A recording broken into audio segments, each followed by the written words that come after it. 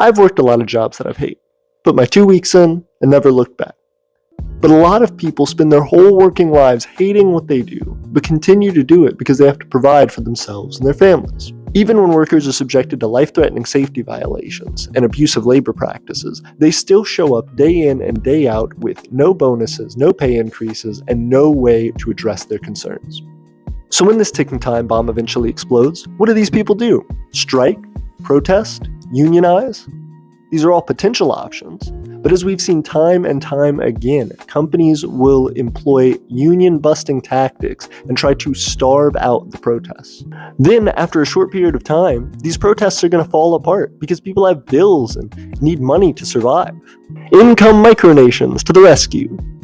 While micronations are small and have limited resources, many local organizations face the exact same issue. Places like food banks, rental assistance groups, homeless shelters, and more rarely have enough to go around as it is.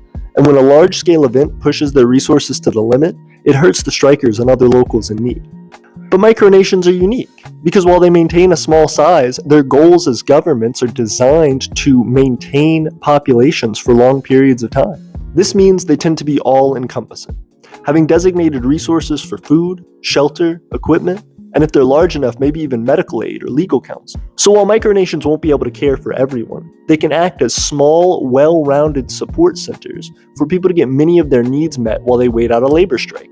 And that's a significant weight off the shoulders of local groups. The other advantage is that while micronations maintain governments that have a duty to care for their citizens without seeking a profit, they also run for-profit business externally to fund the nation. So not only could a successful micronation be more well-funded than a local nonprofit, they could also offer the unique opportunity for extra income to those who are looking for short-term employment during a strike. This is also great for the micronation, because while people can support striking workers by supporting the local nonprofits and unions that are fundraising on their behalf, they can also shop locally at a micronation that's providing relief services. This kind of symbiotic relationship creates a stronger local ecosystem, where we can encourage higher pay across the board by introducing healthy forms of competition that large predatory entities can't do anything about.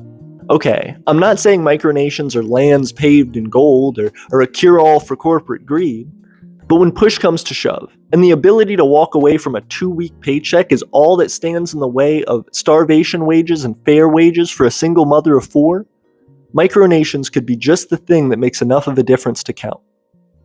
In previous videos, we talked about how micronations can seek out citizens and build local support, but now we can take it a step further and talk about why local communities would want a micronation around in the first place.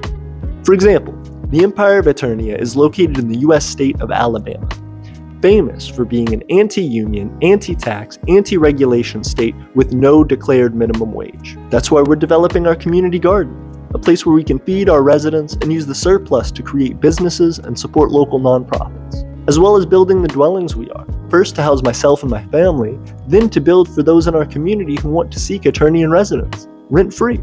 For the time being though, our capital territory of Vitae is almost completely undeveloped. Plus we're having a tough time as it is, making strides to repair our RV, as well as raising funds to install a driveway. So if you want to support us, consider checking out some of our products on Etsy, or becoming our patron over on Patreon. Links in the description.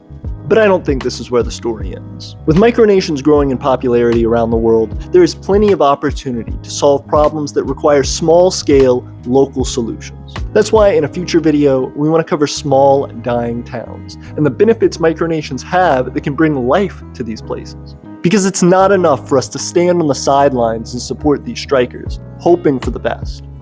If we want to see change, we have to make change. And this is how.